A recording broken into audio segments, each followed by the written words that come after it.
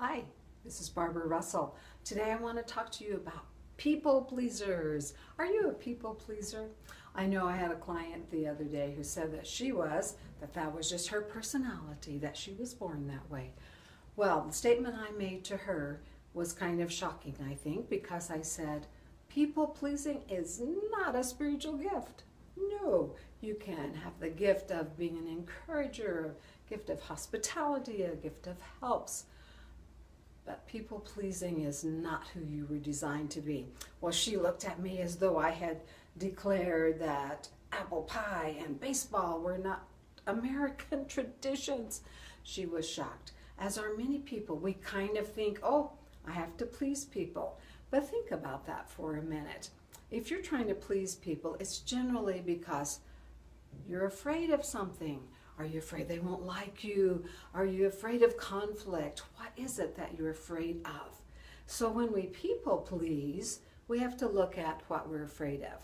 And let me tell you that actually when you admit it, when you say, you know, I'm afraid that people won't like me, when you say that out loud, it already has lost some of its power. So you're way ahead just by acknowledging that you have fears. But then what do? The next step, if you say, yes, I have that fear, I'm afraid that people won't like me, or maybe something bad will happen, I'll get fired if I'm not people pleasing. Here's what you do. You actually are aware, you name that fear, and then you step into that.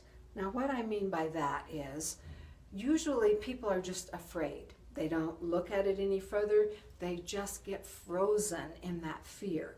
But when you step into it, you say, okay, so what would happen then? What if they don't like me? What might they say? What might I say? What might I do? And generally, you will come to the conclusion that the world does not end. You are going to be okay. Now, it might be painful, it might be things that you don't like, and you really want to have a friendship or whatever it is. But the reality is, nothing bad will happen if you face that fear of being a people pleaser.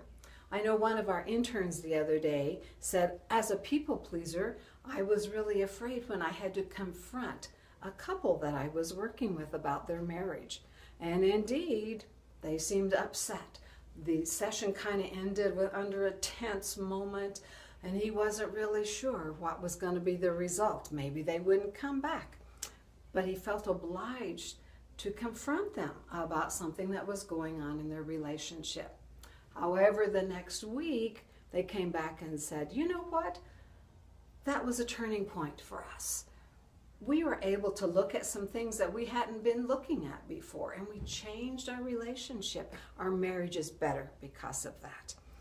Inevitably, that's what happens. We don't confront in anger or being rude, selfish, or stingy.